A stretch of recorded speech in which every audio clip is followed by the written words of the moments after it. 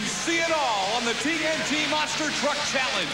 Rear wheelies like this one by Star Monster, and front wheelies by the likes of Carolina Crusher. It's all coming your way today on ESPN, the superstars of monster truck racing.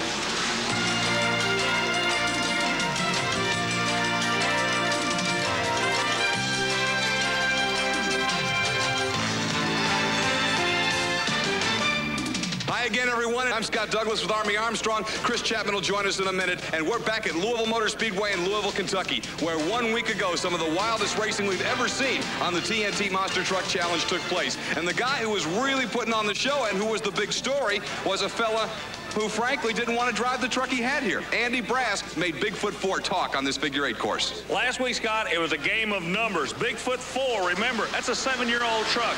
A lot of controversy started in Dallas 2 weeks ago. The truck that they were running was outlawed. Andy Brass made the statement, I would love nothing more than to come back and beat these guys with the old truck. And Scott, last night, he literally came that close to doing it. In the run against Carolina Crusher in the semifinals, I don't think I've ever seen anybody in monster truck racing make up that big a deficit in one race. He was well over a half track behind us. And after the run, during a driver interview, I remember looking at the camera saying, that was the best monster truck race I've ever seen. Then came the next race, which was the final. So that was last week. These guys have got a handle on the track. I'm looking literally for the people in Louisville to buy a ticket today to watch a war. You know, I was talking to some of the drivers off camera before we went on, and they talked about being a little bit scared of this course. They say, hey, you can see the faces of the people in the crowd. But Andy Brass is not scared of this race course. He's not afraid of the course at all, and that is something that the drivers are talking to me about. You got to remember, like you said, it's the longest course they run. They're turning left, they're turning right. And last week's winner told me in an interview later on, he said, Army, he said, when I was flying through the air, I thought that Bigfoot was going to literally land right on top of me. Now, it doesn't get any tighter than that. It doesn't get any wilder, and it is a rough race course. Let's go down to Chris Chapman on the track, who's got more on this course itself. That's right, Scott. There was a lot of breakage here in Louisville, Kentucky last week. Why? The drivers attribute it to these ramps. They say that the incline was so steep that it was shooting them straight into the air, resulting in a lot of breakage. For instance, we had many drive shafts broken, and the Clydesdale, he lost his back wheel. Now, what TNT wants to do to remedy this problem, you can see them working here behind me now, they're flattening out these ramps. Therefore, the truck should not get quite as much hang time, but it should make for some extra fast racing. You're right about that, as they're going to get the ramps right to try and have a super day here on the TNT Monster Truck Challenge at Louisville Motor Speedway. The Clydesdale continuing to undergo extensive repairs by Bennett Clark and the crew. And boy, they have just really been snake bit lately. After a good run in Dallas in qualifications, Wildhair leaves his lane, knocks him over on his roof. Then here at Louisville Motor Speedway, first night of competition, ends up losing a rear wheel. Chris Chapman's going over to see if she can talk with Bennett Clark. What type of damage did Clydesdale sustain when that back wheel came off last week? Well, I broke the flange loose from the housing, which is part of the housing. It broke my steering ram that turns the back tires, broke my shocks loose. All my shocks are broke loose. A lot of the bolts pulled loose. This is major damage. I also noticed some body damage. I understand you think that some of this could be a result of the flip in Dallas.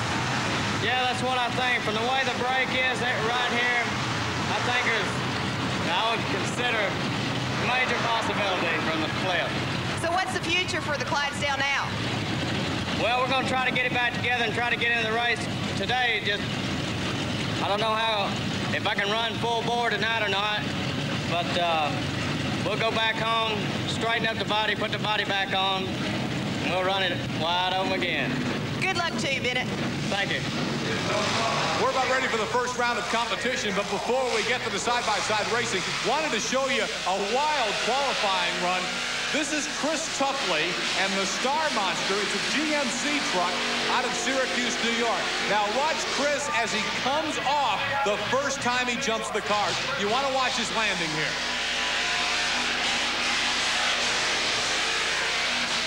Come on back down. He was, you know, he was trying to pull the back end of that truck back down, and the truck actually died on him as a result of the rough landing. Now, Tuffley gets it refired, and he'll go ahead and complete the lap. But certainly for Chris Tuffley, one of the wildest runs of his young monster truck racing career. And, you know, when he landed like he did with just the front wheels down and the rest of the truck flying up in the air, it had to be crossing his mind, uh-oh, this could be a real problem run.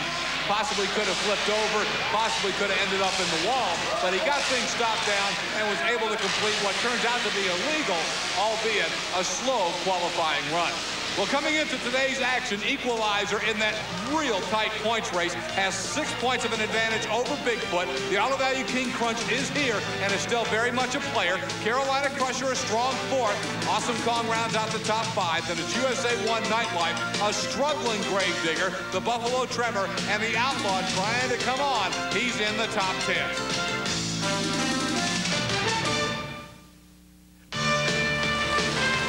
We are ready for first round competition from Louisville Motor Speedway.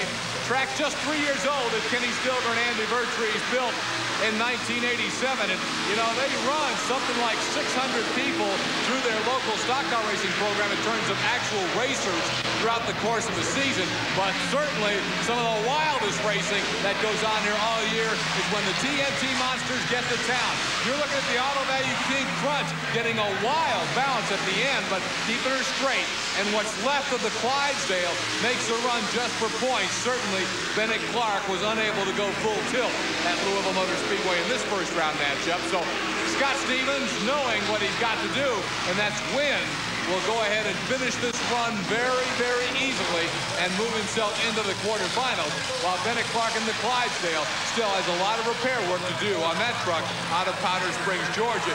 You know, King Crunch, the Auto Value Special, is not exactly looking 100% here today.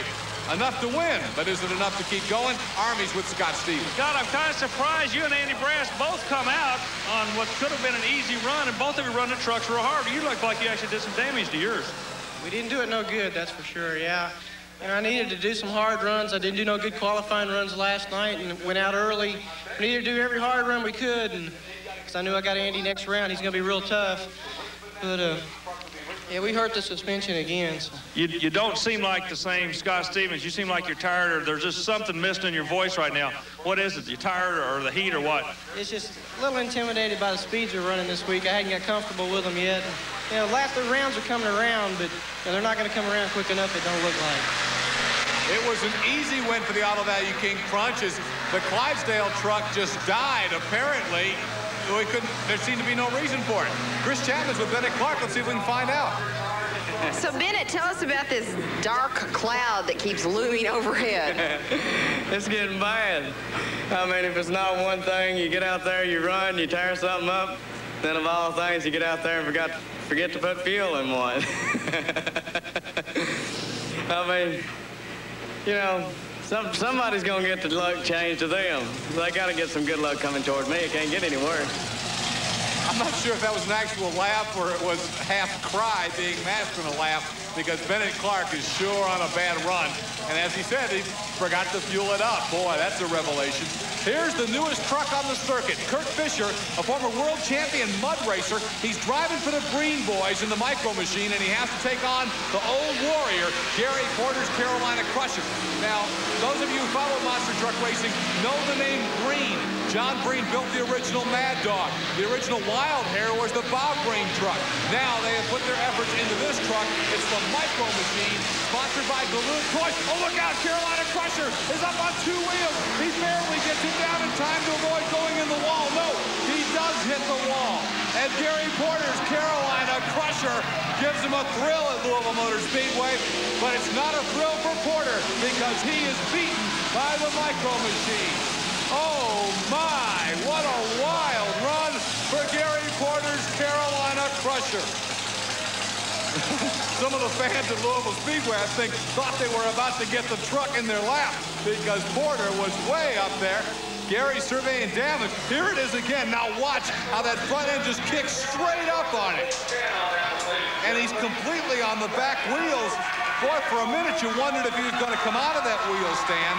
and when he did, it was too late to avoid hitting the wall in the turn at Louisville Motor Speedway. Gary Porter, the Carolina Crusher, one more time. If you want to know what's underneath a monster truck, take a good look. You're about to get a full view from the Carolina Crusher right